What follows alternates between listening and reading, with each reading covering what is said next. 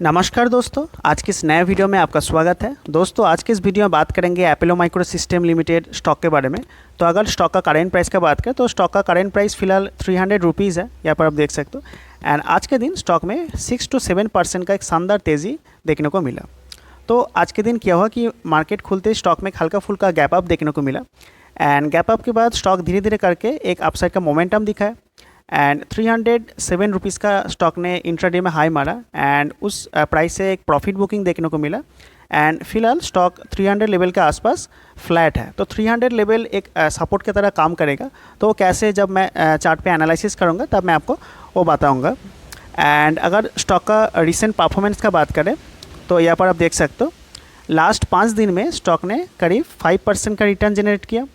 And अगर last एक महीने का बात करें तो एक महीने में स्टॉक ने 60% का आसपास रिटर्न दिया। तो बहुत बढ़िया मोमेंटम में है स्टॉक एंड मुझे लगता है और भी मोमेंटम आने वाले दिनों में आ सकते हैं। एंड इस वीडियो में क्या करेंगे कि स्टॉक रिलेटेड लेटेस्ट न्यूज़ तो कुछ नहीं है।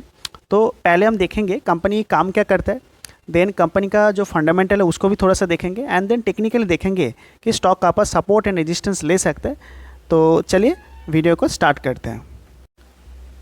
तो पहले हम देखेंगे कि कंपनी काम क्या करते हैं। तो यहाँ पे स्क्रीन पर आप देख सकते हो Apollo micro system is an Indian company. तो बेसिकली एक इंडियन बेस्ड कंपनी है that mainly works in defence. तो कंपनी डिफेंस सेक्टर में काम करता है एंड एरोस्पेस इलेक्ट्रॉनिक्स कंपनी बनाता है।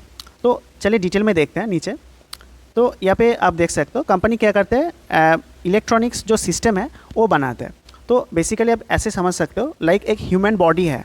तो ह्यूमन जो बॉडी है तो बॉडी बनाता है, अदर्स जो डिफेंस कंपनी है वो बॉडी बनाता है एंड बॉडी का जो ब्रेन है, नर्वस सिस्टम है, वो बनाता है अपोलो माइक्रो सिस्टम। तो आप ऐसे समझ सकते हो। तो यहाँ पर आप देख सकते हो जो मिसाइल है, राडार सिस्टम है, कम्युनिकेशन इक्विपमेंट है, उसके बाद इलेक्ट्रॉनिक वेलफेयर सिस्टम है एंड एवियोनिक्स है, ये अदर्स कंपनी बनाता है। एंड ये जो डिफेंस इक्विपमेंट है इसका जो इलेक्ट्रॉनिक सिस्टम है, यहाँ पे आप देख सकते हो इलेक्ट्रॉनिक सिस्टम है, ये बनाता है अपोलो माइक्रो सिस्टम। तो कंपनी बहुत ही क्वालिटी कंपनी है, फ्यूचरिस्टिक कंपनी है एंड ग्रोथ का चांसेस बहुत ज़्यादा है बिकॉज एक स्मॉल कैप कैटेगरी की कंपनी है। तो ग्रोथ का जो चांसेस है वो बहुत ज़्यादा है।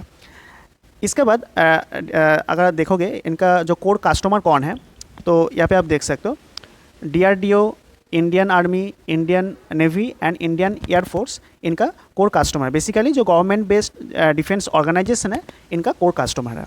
तो कंपनी का कामकाज बहुत बढ़िया है। तो इसके बाद देखेंगे कंपनी का फंडामेंटल कैसा है। तो चलिए फंडामेंटल को देख लेते हैं। एंड अगर फंडामेंटल का बात करें तो स्क्रीन पे आप कंपनी का फंडामेंटल को देख सकते हो। तो पहले अगर बात करें मार्केट कैप का तो कंपनी का जो मार्केट कैप है 10,000 करोड़ प्लस इसका मार्केट कैप है। तो एक स्मॉल कैप कैटेगरी का कंपनी है। एंड इसका 52 वीक हाई लो का अगर बात करें तो 52 वीक हाई है, यहाँ पे आप देख सकते हो 355 इसका 52 वीक हाई है एंड 50 वीक लो है 110। इसके बाद अगर स्टॉक पी का बात करें तो यहाँ पे आप देख सकते हो स्टॉक का पी है 121। एंड अगर इंडस्ट्री पी का बात करें तो यहाँ पे आप इसका इंडस्ट्री पी को देख सकते हैं। इंडस्ट्री पी है 60। तो इंडस्ट्री पी 60 एंड स्टॉक का पी है 121। तो कंपनी का जो वैल्यूएशन है बहुत ज़्यादा महंगा है। एंड अगर आप इसका पीजी रेशियो को देखोगे तो पीजी रेशियो भी इंडिकेट करता है इसका वैल्यूएशन महंगा है। तो इसके बाद ROC एंड ROE को देखेंगे। यहाँ पे आप देख सकते हो ROC एंड ROE डिसेंट सा है, बहुत ज़्यादा नहीं है, बहुत ज़्यादा कम भी नहीं है, ठीक ठाक है। एंड कंपनी के ऊपर यहाँ पे आप देख सकते हो 361 करोड़ का डेप्ट है। एंड इसके सामने अगर रिज़र्व का बात करें तो यहाँ पे आप देखोगे कंपनी के पास बहुत ज़्यादा रिज़र्व है, 1000 करोड़ प्लस कंपनी के पास रिज़र्व भी है, अच्छा खासा रिज़र्व है। एंड प्रोमोटर का होल्डिंग का बात करें तो प्रोमोटर के पास 52% का होल्डिंग है। एंड प्रोमोटर का होल्डिंग थोड़ा सा प्लेज है, यहाँ पे आप देखोगे 40% प्लेज है। तो एक कंसर्निंग बात तो है, ओवरऑल ठीक ठाक है। तो इसके बाद अगर कंपनी का जो प्रॉफिट लॉस स्टेटमेंट को देखेंगे, ईयरली प्रॉफिट लॉस स्टेटमेंट को, तो यहाँ पे आप देख पाओगे, यहाँ पे इसका प्रॉफिट लॉस स्टेटमेंट को देखेंगे तो यहाँ पे आप देख पाओगे तो पहले था 14 crore, then 10 crore, then 15 crore, then 19 crore, then 31 crore, then 56 crore, then 85 crore. तो लास्ट जो 2 साल में बहुत ज़्यादा इसका नेट प्रॉफिट में जाम देखने को मिला। तो इसके बाद देखेंगे कंपनी का जो शेयर होल्डिंग पैटर्न है उसको थोड़ा सा देखेंगे। तो यहाँ पे आप देख सकते हो प्रोमोटर के पास 52% का होल्डिंग है। थोड़ा सा यहाँ पे अगर देखा जाए तो होल्डिंग थोड़ा सा इंक्रीज़ हुआ है, तो एक पॉजिटिव पॉइंट है। एंड अगर एफ का बात करें तो एफ के पास 3.63% का होल्डिंग है, लास्ट क्वार्टर से थोड़ा सा घटा है, तो यहाँ पे ठीक है। एंड डी का अगर बात करें तो डी का होल्डिंग थोड़ा सा इंक्रीज़ हुआ है, तो यहाँ पे एक पॉजिटिव पॉइंट हो जाता है। एंड पब्लिक का अगर बात करें तो पब्लिक के पास 42% का होल्डिंग है, तो पब्लिक का होल्डिंग भी लास्ट क्वार्टर से थोड़ा सा इंक्रीज़ हुआ है। तो ओवरऑल कंपनी का जो शेयर होल्डिंग पैटर्न है ठीक ठाक है, कंपनी का फंडामेंटली कंपनी बहुत ही स्ट्रॉन्ग है। एंड जो मेन कॉन्सर्निंग पॉइंट है वो है इसका वैल्यूएशन थोड़ा सा महंगा, तो पर कंपनी फंडामेंटल वाइज बहुत ही स्ट्रॉन्ग है। तो चलिए इसके बाद कंपनी का जो इसका जो चार्ट है टेक्निकली कैसा है एंड कहाँ पर सपोर्ट एंड रेजिस्टेंस ले सकते हैं उसके बारे में डिस्कशन करेंगे। तो चलिए टेक्निकल को देख लेते हैं। एंड अगर टेक्निकली बात करें तो अगर आप इस स्टॉक का डेली टाइम फ्रेम का चार्ट को अच्छे से नोटिस करोगे तो आपको क्या देखने को मिलेगा कि पहले स्टॉक में एक तेज़ी होता है, देन करेक्शन देखने को मिलता है, देन फिर से तेज़ी होता है, देन फिर से करेक्शन देखने को मिलता है, देन फिर से तेज़ी होता है, देन फिर से करेक्शन देखने को मिलता है। देन इस बार स्टॉक ने इस जो यहाँ पे हार्डल था, इस हार्डल का ब्रेकआउट दे देता है।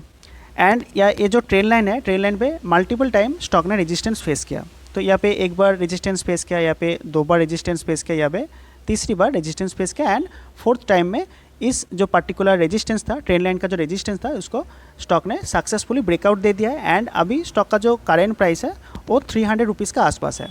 तो मुझे लगता है कि अगर स्टॉक में एक करेक्शन आता है एंड ब्रेकआउट के बाद एक रिटेस्ट होना बहुत ज़रूरी है, तो अगर रिटेस्ट करते इस लेवल के आसपास आता है, ये जो लेवल है 250 के आसपास है, ये लेवल है, तो इस लेवल के अगर आसपास आता है तो मुझे लगता है कि आपको 250 रुपीज़ के आसपास, इस लेवल के आसपास आपको एक्यूमुलेट करना चाहिए। एंड यहाँ पे स्टॉक ने कहीं ना कहीं 50 EMA, 100 EMA एंड 200 EMA का जो रेजिस्टेंस था उसको भी ब्रेकआउट दे दिया है इस बड़े सा ग्रीन कैंडल के साथ। एंड ये जो ब्रेकआउट कैंडल है, इस ब्रेकआउट कैंडल का जो वॉल्यूम बहुत ज़्यादा है, आई थिंक उस दिन ब्रेकआउट के साथ 53 मिलियन का वॉल्यूम आया था, बहुत ज़्यादा वॉल्यूम था। एंड वो जो ब्रेकआउट कैंडल है, ये जो ब्रेकआउट कैंडल है, इस कैंडल का वॉल्यूम बहुत ज़्यादा है, एक मारुबुजू टाइप कैंडल बना है जिसका जो वीक है बहुत कम है एंड बॉडी बहुत ज़्यादा है।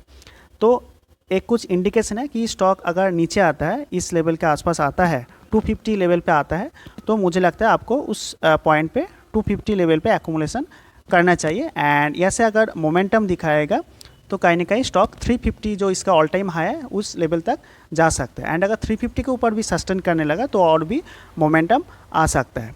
एंड एक सिनेरियो हो सकता है। एंड सेकंड एक सिनेरियो हो सकता है कि स्टॉक जो ब्रेकआउट कैंडल है, यहाँ पे आप अच्छे से देखोगे, जो ब्रेकआउट कैंडल है, ब्रेकआउट कैंडल के बाद कुछ दिन तक स्टॉक साइडवेज है, तो कुछ दिन तक स्टॉक कहीं ना कहीं यहाँ पे छोटे छोटे कैंडल फॉर्म कर रहा है, छोटे छोटे कैंडल, बहुत छोटे छोटे जो कैंडल होते हैं, दोजी टाइप जो कैंडल होते हैं, तो फॉर्म कर रहा है। तो अगर ये जो इसका जो हाई है एंड यहाँ पे इसका लो है, तो काइंड ऑफ एक बॉक्स पैटर्न स्टॉक बना रहा है। तो अगर इसके ये जो इसका हाई है, इसका हाई है 300 लेवल, इसका हाई है, तो इस लेवल के ऊपर अगर एक डेली कैंडल क्लोज देता है तो मुझे लगता है 250 तक रिटेस्ट स्टॉक नहीं भी कर सकता है। एंड यह से भी ये इस जो छोटे सा जो जोन बनाया है स्टॉक ने, 300 इसका हाई है, तो इस हाई के ऊपर अगर सस्टेन करने लगा तो भी स्टॉक कहीं ना कहीं 350 तक जा सकता है। तो एक सिनेरियो हो सकता है कि स्टॉक 250 तक रिटेस्ट करना है। एंड सेकेंड सिनेरियो हो सकता है कि जो ब्रेकआउट कैंडल है, यहाँ पे जो ब्रेकआउट कैंडल है, उसके बाद जो स्टॉक ने कुछ दिन तक साइडवेज था, जो छोटे छोटे कैंडल फॉर्म कर रहा है, तो इसका अगर हाई है 300 लेवल का ब्रेकआउट हो जाता है तो स्टॉक 350 तक इमीडिएट जा सकता है। एंड हो सकता है कि स्टॉक 250 तक ना आए। तो यही था ओवरऑल स्टॉक के ऊपर मेरा व्यू, मेरा एनालिसिस। तो अगर आपको वीडियो अच्छा लगा तो वीडियो को लाइक करें, चैनल को सब्सक्राइब करें। मिलते हैं नया वीडियो के साथ। Till then good bye.